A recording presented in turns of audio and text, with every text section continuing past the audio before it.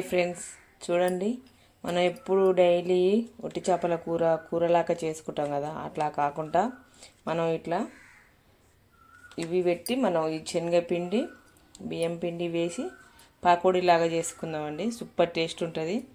రొటీన్గా కాకుండా ఇవి పక్కన ఏ కూర పెట్టుకున్నా పక్కన పెట్టుకొని తింటే సూపర్ టేస్ట్ ఉంటుంది. ఒకసారి ఇవి మనం ఫ్రై చేసుకుందాం. చేపలు ఫ్రై చేసుకొని మనం తయారు చేసుకుందాం. చూడండి, ఇట్లా కలుపుకుందాం. ఇలా కలుపుకొని మనం మంచిగా వేపుకోవాలి. ఇట్లా వేపుకోవడం వల్ల టేస్ట్ ఉంటే స్మెల్ రాదు. అందుకోసమని ఇట్లా మనం మంచిగా కలర్ వచ్చేదాకా వేపుకొని మనం మిగతాది మంచిగా పకోడీలాగా చేసుకున్నాం అనుకో, చాలా బాగుంటుంది. ఒకసారి మీరు కూడా ట్రై చేయండి. ఎప్పుడు కూరనే కదా, ఇలా చేసినాం అనుకో తినని పిల్లలు కూడా ఉంటే తినేస్తారు. అందుకోసమని ఇలా చేసినాం అనుకో వాళ్ళు కూడా ఇష్టంగా తింటారు. మనం పప్పుచారు చేసినప్పుడు పక్కన పెట్టుకొని తినేయచ్చు. సూపర్ టేస్ట్ ఉంటుంది. ఒకసారి ట్రై చేసి చూడండి. ఇట్లా ఆయిల్ పెట్టుకొని ఆయిల్ హీట్ అయ్యే వరకే మనం ఇట్లా ఫ్రై చేసి పెట్టుకున్నాం కదా, మనం అన్నీ ఒక గిన్నెలో వేసుకుందాం. ఇలా కడిగాల్సిన అవసరం ఏం లేదు. ఇలా వేసుకొని 2 స్పూన్ల శనగపిండి వేసుకుందాం. 2 స్పూన్ల శనగపిండి, 1 స్పూన్ మీద కొంచెం బియ్యం పిండి, కొంచెం కరివేపాకు, ధనియాల పొడి 1 స్పూను, కొంచెం కారం, మీ టేస్ట్ తగ్గట్టు కారం, ఉప్పు సరిపడంత ఉప్పు వేసుకొని ఈ మొత్తం కలిసేలాగా కలుపుకుందాం. చాలా ఒకసారి ఇట్లా ట్రై చేయండి. ఇవన్నీ కలిసేలాగా కలుపుకొని మనం పకోడీ అయితే ఎట్లా కలుపుకుంటామో సేమ్ అట్లనే కలుపుకోవాలి. మరి రుచి కలుపుకుంటే కూడా బాగోదు. ఇట్లా కలుపుకొని కొంచెం వాటర్ వేసుకుందాం. ఇదిగో కొంచెం వాటర్ వేసుకొని మరీ ఎక్కువ రుచి కలుపుకోవద్దు. ఇట్లా ముక్కలకు దీంట్లకు చేప ముక్కలకు పట్టేటట్లు కలుపుకోండి.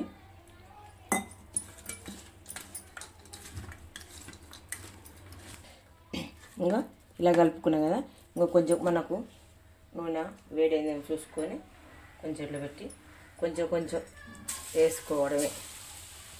ఎట్లా మనకు చూడండి,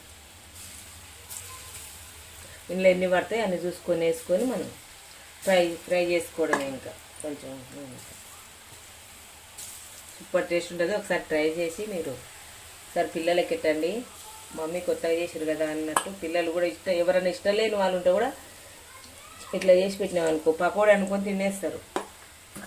ఇట్లా తీసుకొని కొంచెం ఒక సైడ్ కాలినాక ఒక సైడ్ తిప్పేసుకుందాం. చూడండి, ఇట్లా ఏగిపోయినాయి. ఇలా తీసేసుకుందాం.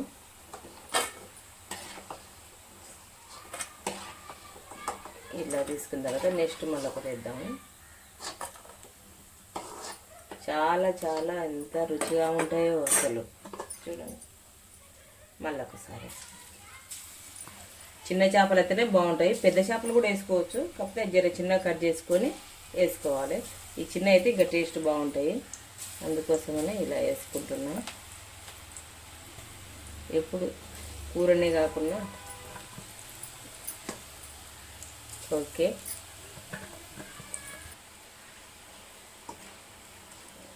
సేమ్ మన పకోడీ లాగానే ఉన్నాయి కదా.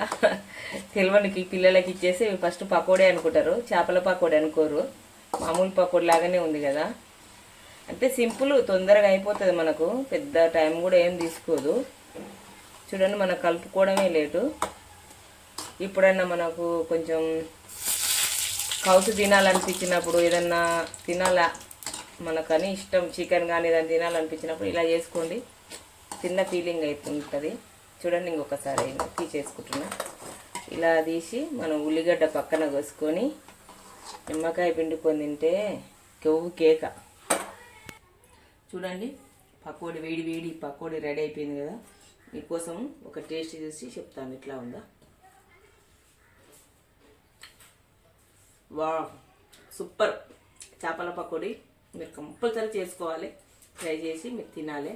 సూపర్ ఉంది. నా ఛానల్కి ఇట్లే మీరు లైక్ చేసి ఉంటే నా ఛానల్ని సబ్స్క్రైబ్ చేసుకోండి. నా ఛానల్ చూస్తున్నట్టయితే లైక్ చేయండి, షేర్ చేయండి, కామెంట్ చేయండి, సబ్స్క్రైబ్ చేసుకోండి ప్లీజ్.